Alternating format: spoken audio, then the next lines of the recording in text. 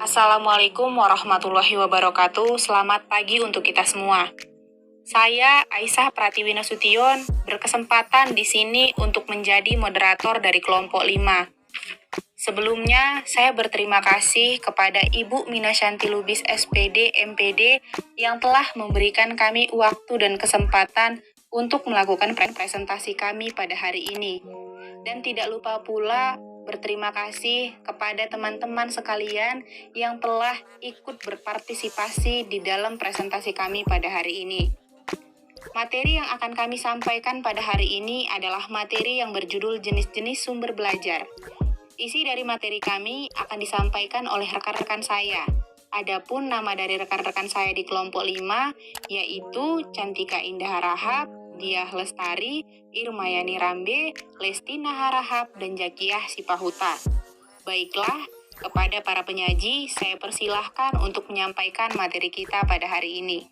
Sebelum mengetahui apa saja jenis-jenis sumber belajar, setidaknya kita mengerti definisi dari sumber belajar.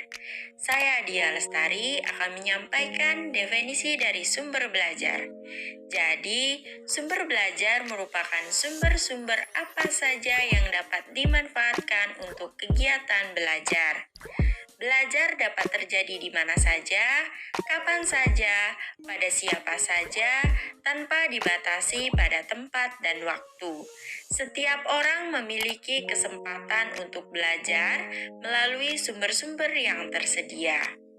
Menurut Yusuf Hadi Miarso, sumber belajar adalah segala sesuatu yang meliputi pesan, orang, bahan, alat teknik, dan lingkungan baik secara tersendiri maupun terkombinasi. Sumber belajar adalah semua sumber baik berupa data, orang, dan wujud tertentu yang dapat digunakan oleh peserta didik dalam belajar, baik secara terpisah maupun secara terkombinasi, sehingga mempermudah peserta didik dalam mencapai tujuan belajar atau mencapai kompetensi tertentu. Baiklah, di sini saya sebagai pemateri 2 akan membahas tentang jenis-jenis sumber belajar. Yang pertama yaitu pesan. Pesan adalah informasi yang disalurkan oleh komponen lain berbentuk ide, fakta, pengertian, dan data. Contohnya yaitu bahan-bahan pelajaran formal seperti silabus kurikulum yang merupakan sumber belajar yang dirancang.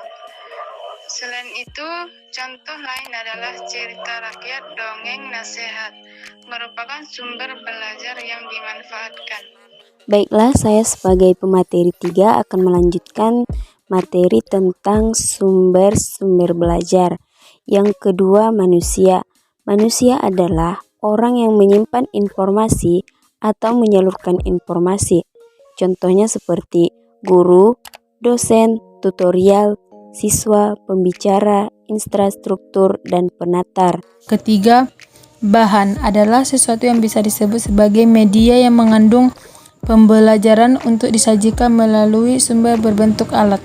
Contohnya, buku, modul, majalah, bahan pengajaran terprogram, transparansi, film, video, audio, dan sebagainya.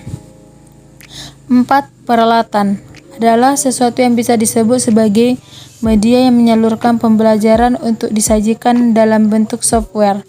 Contoh, bentuk slide, film, monitor, televisi, monitor komputer, kaset, TV, papan tulis, dan lain-lain.